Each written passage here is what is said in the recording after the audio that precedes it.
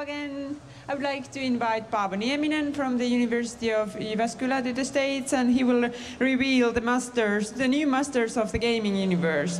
Paavo, please welcome. Yeah, thank you. Okay, hello Assembly. My name is Paavo Nieminen, and I come from University of Jyväskylä, and especially from Mathematical Information Technology Department and Faculty of Information Technology. And yes, my talk will be about new masters of the gaming universe. And yes, we thought about this name for a long time, and ended up with this one.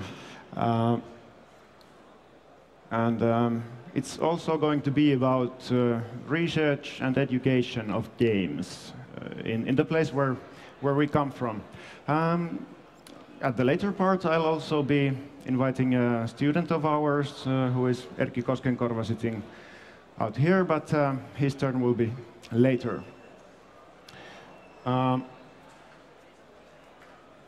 The outline of my speech will be shown on the right-hand side of the slides, so you can follow as we go on. So, first of all, where we come from is a place called Jyväskylä. It's 270 kilometers north from where we are at the moment. And you can see in the background image is the building where I work. And why we're here is, of course, we're sponsoring the event, and we have our booth right next to the seminars, so welcome there afterwards to discuss things. This talk is about a new thing in our department and faculty. We started a master program, which means we will produce Masters of Science. In Finnish, it's filosofian maisteri, who will be special masters of games and gamification. Strictly in Finnish, it is pelit ja pelillisyys, which is more like game-likeness. But I think gamification is a term that people know more. So in English, I will be talking about games and gamification. And now you get the picture why the title is New Masters of the Gaming Universe. We officially launched last fall. So it's a very new thing for us, but of course we have done a lot of preparations and thinking. And of course the program is in Finnish, but this talk is in English, and I hope it will be useful because I'll be talking about this research of games and how to teach people to become researchers of games. It's of course our local point of view, and I hope there will be some discussion in this session or afterwards. But we'd like to share you our thoughts about game research in university level. Then, of course, we'll be showing off with some nice movies about games that our students have actually done in courses. And in the end, Erkki will show some things about his master thesis, which is the latest thing to do or the last thing to do in master program. Why I'm the person who is standing here is that, well, first of all, I'm the guy who always goes to these events to the sponsor booth, but also I've been planning this particular master program, and I'm also the student counselor of the program. So I'm one of the guys who knows quite a lot about the design phases. So you're in good hands in this session, rest assured. Where we are, it's Finland in Europe, so if there are international viewers, there's one slide about the education system of Finland and especially the part after high school. So the higher education in Finland goes like this. There's a 4-year period of studying a bachelor degree. And this happens in a university like ours or in a university of applied sciences. Of course, internationally, polytechnic would be maybe more known word, but in Finland we say University of Applied Sciences. And these are pretty much same kind of degrees and same kind of teaching, same level of knowledge that is being taught. After this, it's possible to continue for 2 years, either in applied sciences or in university to fulfill the master degree. So this is the system, and where our new program for games is situated. It's in the last 2 years of this 6-year package. And in addition to our own bachelors, we welcome bachelors from all the different universities and universities of applied sciences around the world, basically. If the previous degree is okay for us, we can take people in. So now the first question that we have been thinking, and maybe some people in the audience would be thinking that do we need yet one more game education place or a program in Finland? Because if we look at the neogames.fi, that's the Finnish game hub, who is listing the places in Finland where you can study games. And we already are teaching games in 11 universities of applied science, including the one in our city in Jyväskylä, and also in 6 universities, including now our own. So is there room for one more? And this leads us to think, where do we fit in, and then it comes down to this, that games are a lot of stuff. So even the hard game industry thing is a lot of different things. So just some examples: you have production, you have design, you have artwork, you have business side, you have marketing of things, you have mathematics and programming involved. You have quite many different things involved, and it's hard to even fill all these different sections with good focused place of study for one of these. So this is really not a problem. I think we will have space for one more, and of course we are not trying to step on anybody's feet here. We don't want to compete with others. We want to complete the scenario with our own different kind of studies. And then, of course, we are in the university league, which is the very highest education, even according to the law. So we're thinking about the 6 universities in Finland who are teaching games. So that's the distinction. We do research, whereas the others can focus more on the doing side of things. Yeah, and this is how we like to think, that we're in the center of Finland, in Jyväskylä, and we could also be in the center of games, in a sense, in the what is called multidisciplinary center of things, where all these different parts get combined. We could be the center who is combining these things. Why?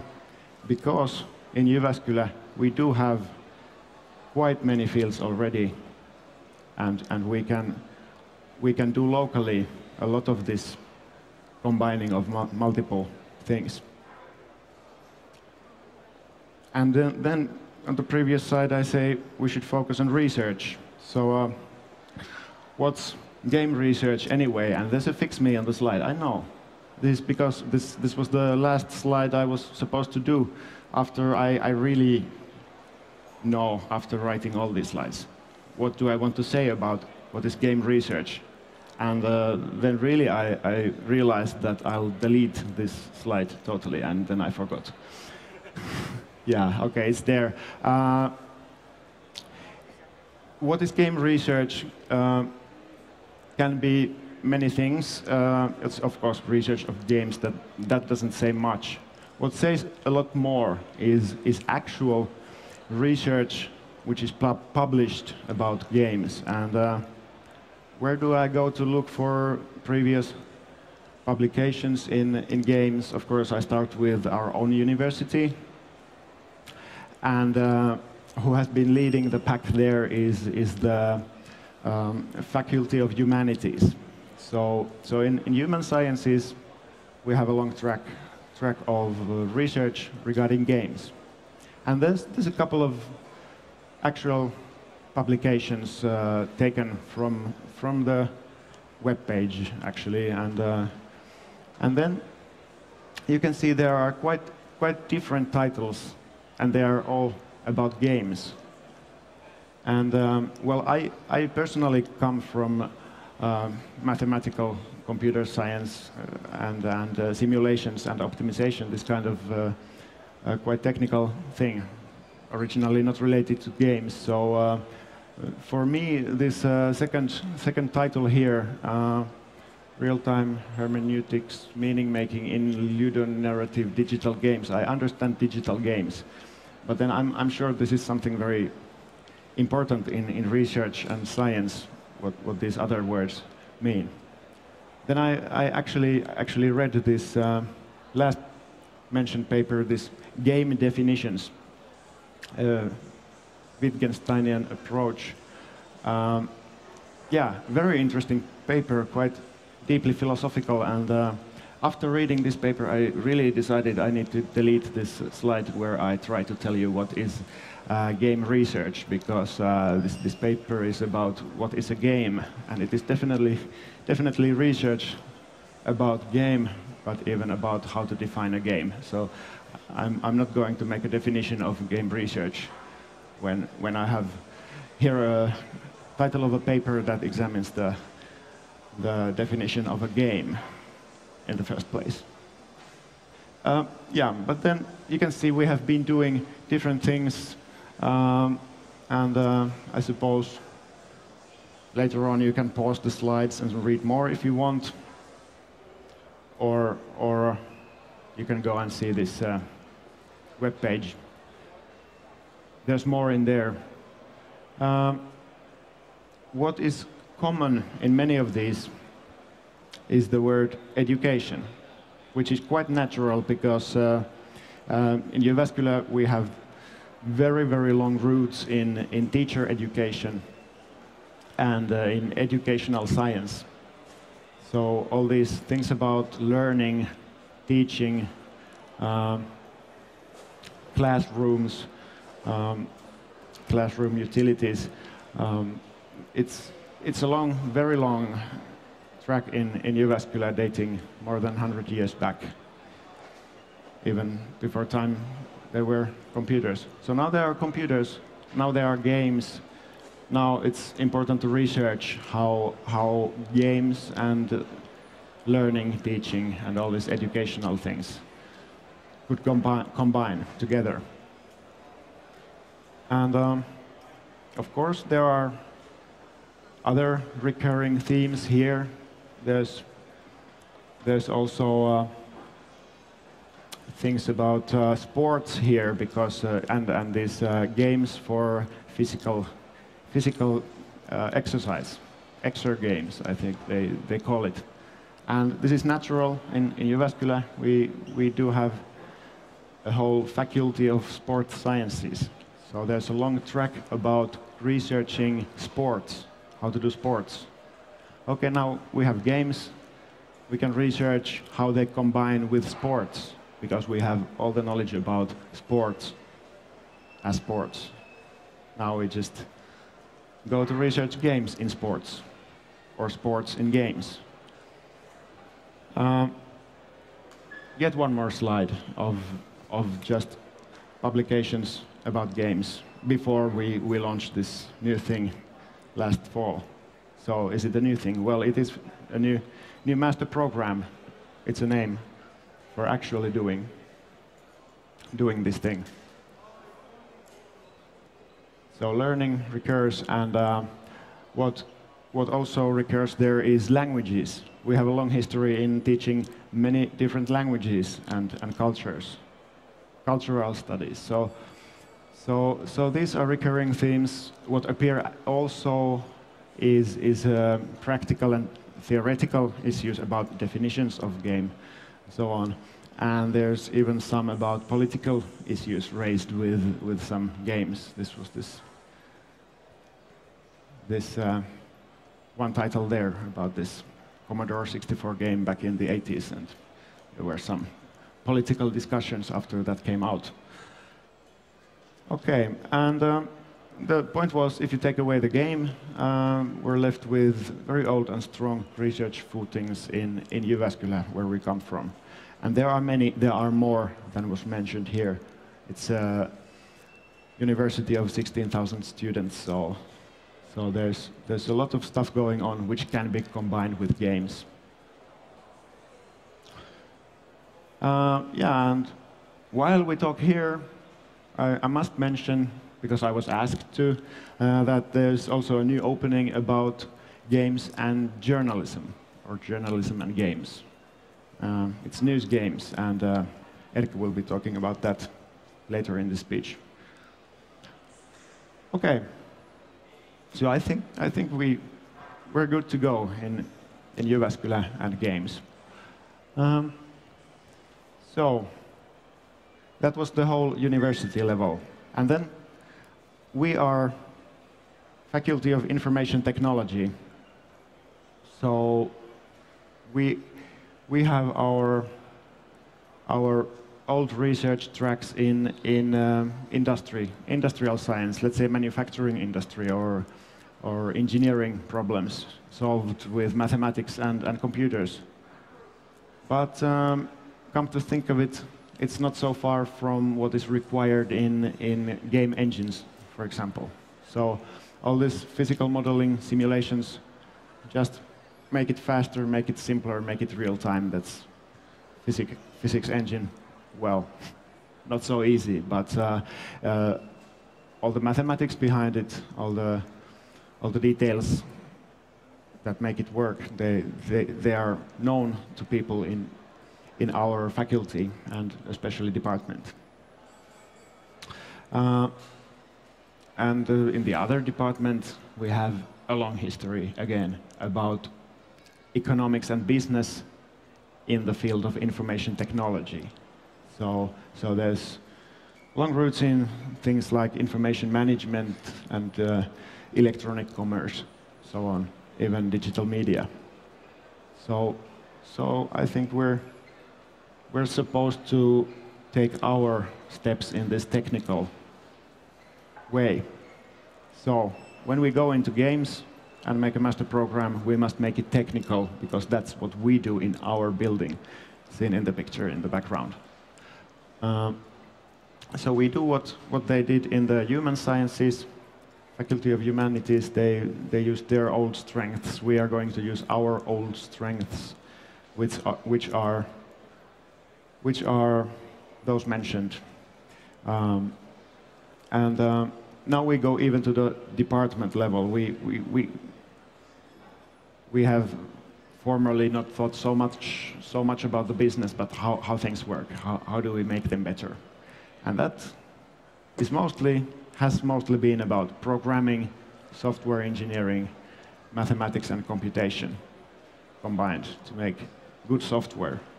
Okay, combine it with games. I hope we can make games better. Or we make software better via gamification. So taking elements from games, which already the other guys know more about, but we take them to software and make software better. So we need to take this, and we need to take it from the software technology point of view, which we know. Yeah, but while we're in Jyväskylä, our students will learn the programming, software engineering things. That's their main thing. But they can augment their knowledge with so many things in University of Jyväskylä. If you want to know more, go to www.jyu.fi. You will find out that we have a big university with a lot of things that our students can take and combine with games now. Wonderful, we think.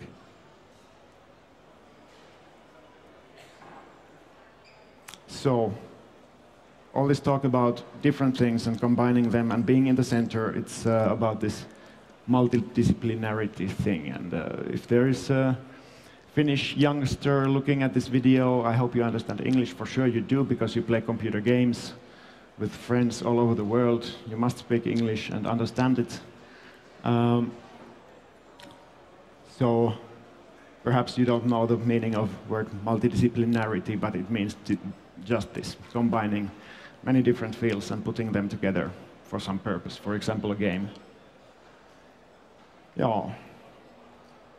And like I told you, Faculty of Humanities has been driving force in the game show in our university, and now we know this, and we have been developing some courses jointly with them. You will see some videos of the results later on.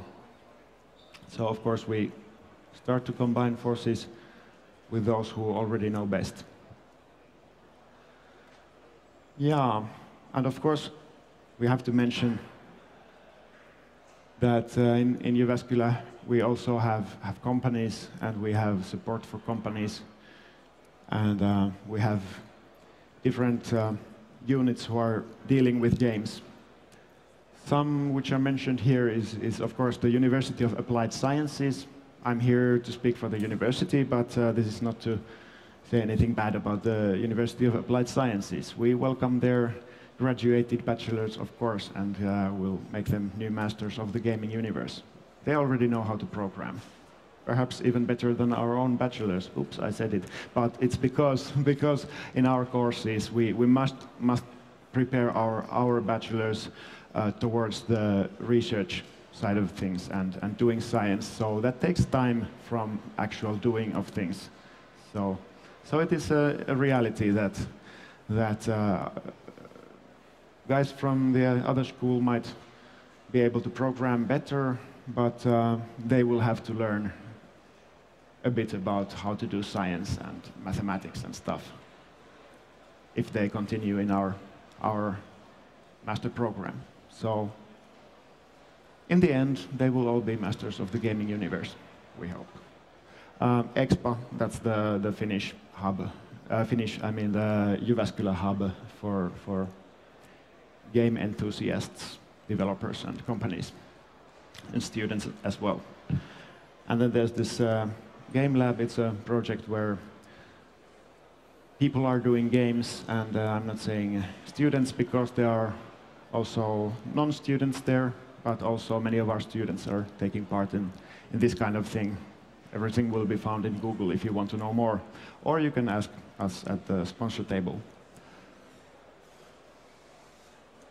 Yeah, in the end, especially, of course, I mentioned the other school, and then this Agora Center. It's in the same building, the building you see in the background image. It's but it's basically not a part of the university that would give degrees or teach things, but they have a lot of research projects. So it's a great thing for university to have this unit that makes a lot of research, and there's quite interesting things found if you follow that link. you have to click a little bit. You want to have research about games. Then you have to click research or publications about games, and then search, and you will find a lot of projects. Those are great things to have, which make us quite comfortable that we can do this in Jyväskylä. Yeah. Okay. So now if the Finnish youngster is thinking that, oh, I have to take 4 years of bachelor studies before I can go into games and all this interesting, nice game things. But at least in our faculty, we try not to make it so. But we want to start from game programming from day one, and actually even before day one. If day one is the day that you start bachelor studies, then we start a little bit before that. How we do that is a thing I want to show with some videos. I will be talking while the videos are playing. This will be... Oh. This key I wanted to press.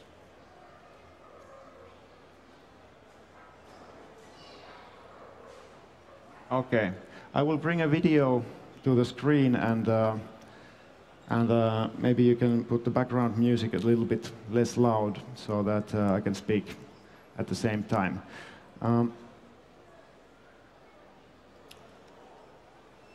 This is where you can start game programming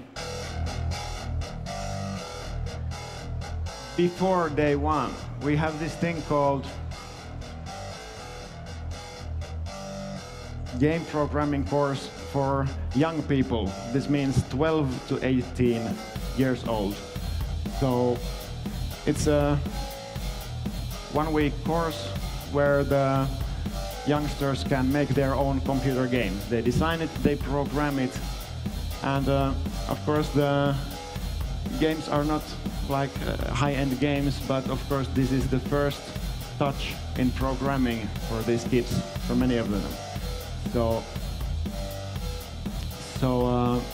this has been going on for many, many years, and we have very good results. These youngsters really learn to program, and they are really happy when they have made their own computer game. Wow, and then they come again next summer.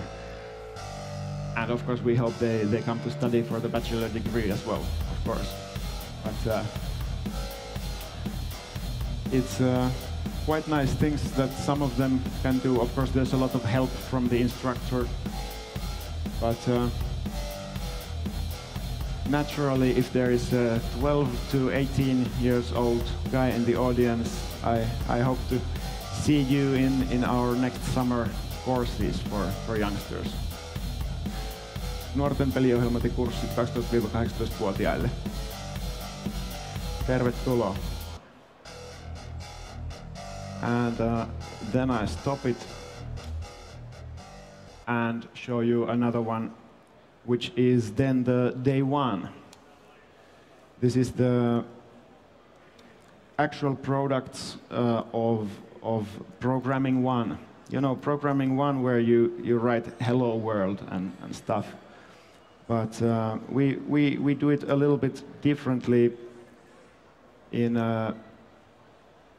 our faculty. We make a game. This is, you can see hello worlds of first-year bachelor students here. So, of course, it's not called Hello World, it's called Fatman. And then the next one is Naked Rider, and it's a little bit funnier than Hello World. And then you're suddenly learning how to program, and you're pretty much becoming a game programmer if you want to. All the same stuff about programming can be taught with games. Of course, there's both on the youngster course and on our programming one, we are using our own game engine, which is designed to be as simple to use as possible. And of course, this is one point where we have been doing research how to make a game engine interface such that a 12-year-old person can use it. So I think we have done well in this research and reached some goals. And both the 12-year-old kids, this is nice idea. This is what they do when they are 20, not 12. Okay. Naked riders and stuff. But I suppose it's been fun course. And even if they are 20 years old already in this stage, then I think they are also quite happy when they have their own game finalized in the end of the course. And this is the name of the library. It's open source. It's in that web address. You can just pick it up and check out how to make games by yourself or make your students make their own games easily. And then there's yet one more video, and this is then the next step in the studies, approaching the end of the studies. And in here, Hello World and Programming 1 is a long time ago. They have been doing a lot of the hard stuff as well in the middle, algorithms and mathematics and all that sort of evil stuff that has to be done so that you can actually make a little bit better games. And now we're using actual game engines in these ones. Unity is a popular one, naturally. And these games also are in the multidisciplinary courses where you have graphic artists who are not programmers. They're taken from the other department.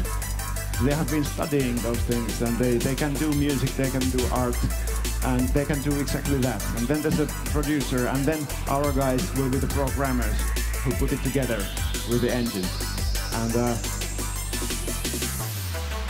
that's our goal, and that's why we have been developing joint courses.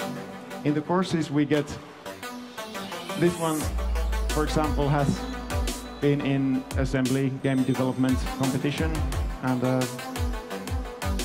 sometimes even this year, one of the projects is already in the game dev compo, so you can check it out. Acid Weasel is the group name, I believe. So they're getting actual games before even they are graduated. So actual playable, likable games. Some of them look quite nice actually, and of course it depends on where the group ends up in their time of study. Of course the games are the usual clones of the originals, and one thing of course is how to make a new idea, but fortunately for us it's not the main issue. Main issue is to put it together with a game engine when somebody else is doing the graphics. I think we're a little bit running out of time, so perhaps I'd like Erkki to prepare. These videos will be shown on our sponsor booth non-stop as well. So who are here present at the place, then please visit. Then next I would like to welcome to the stage our student Erkki Koskenkorva, and he'll be talking about the last courses, which he is fortunately doing, which is good. Go on. Hello, everybody. So I'm Erkki, and I'm here to be an actual practical example of a student in university. So I'm here to tell you about the latest course I've been having, and it's about news games, making one and designing one and actually finishing it till the end and giving it to the journalistics to actually publish it. So I know there are many people who's watching this and don't actually know what news games are. So I took a little definition in the start by saying what the news games are. And they are actually a genre of games. They can be also something else than video games, but usually they are video games that attempt to bring some kind of journalistic value to the game. So they're trying to give you some kind of news via the actual game. So there are at least two kinds of news games, what I can tell about, and one of them is basically linked to a single news. And it's usually done in a very short notice, like in 24 hours, because it needs to be a quick response to a single news. And the topic is usually quite brief, and that's why it needs to be finished really fast. Then there's the other kind, which is linked to a current topic, which can be like politics or racism or whatever. And actually the games we were making in the project were that kind of games, because we were doing the games for like at least 4 months, so we can't just respond to one news. The news game course focused on making the actual complete game in 5-man groups, where there were like 2 coders and 3 journalists. And depending on which one you are, there were different amounts of hours dedicated to your work, and there were more hours for the coders, so we actually get good games to play. So making a game about news topic differs very, very strongly about making a normal game, and that's why the course is actually very intriguing. When you're making a game, you can make whatever you want of whatever you want. But when you're making a news game, you have to think about the topic and all the mechanics you have in the game and how they actually come out to the player. What does it mean when it's really boring to do some stuff? Does it give you some kind of a message? So here's a screenshot about the game I made, or was part of making, and it's about handling police forces in middle of the Finland area and just responding to different kinds of situations. And it was really hard when we were making this game about not trying to make it too hectic, so people could actually read what the texts say and react to the actual situations and not just click the police, go there. And that's just one of the major problems when making a news game. Okay, so then there's the last 2 slides are about my master's thesis, which is actually about that course I was taking. So it's really nice to have these kinds of studies where you can base your thesis on and you can do actual research with the course. So there are actually very little in the research of news games, and even fewer have done research about news games design. And that's why I chose my topic.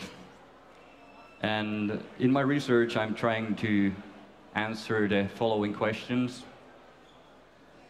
And they are still a little bit big, maybe.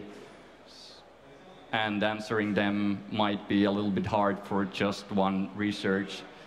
So I might actually just shorten it down or narrow it down later on. But the questions at the moment are how news games are designed and how does the news content influence the game design? And this is a big important question because I want to answer the reader what they should be doing differently when they're doing news games compared to a normal game.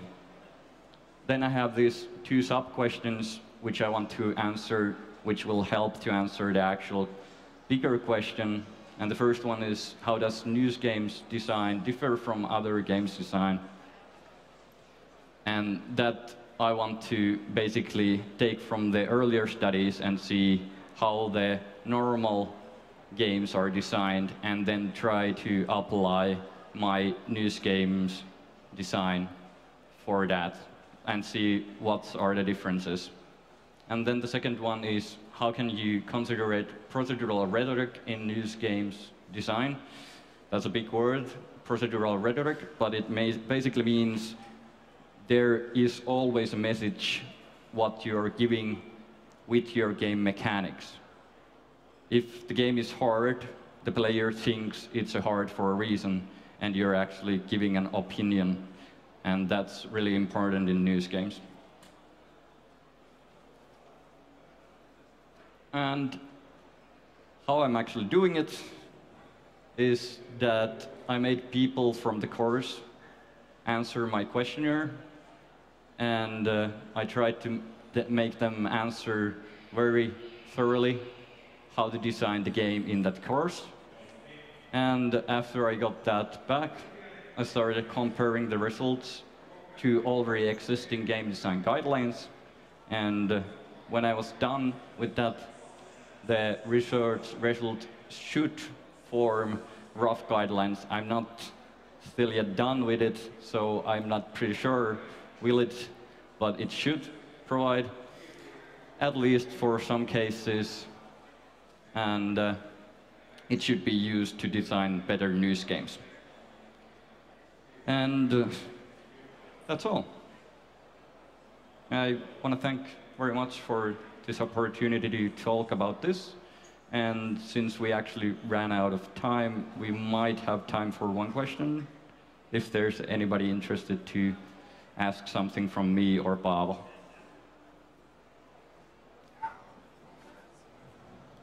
Yeah. One more thing to conclude.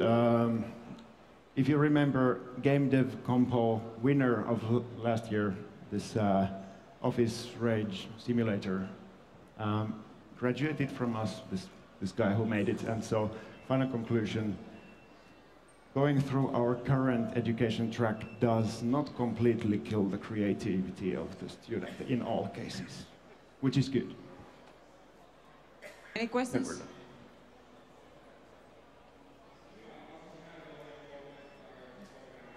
No? Okay, thank you for the show.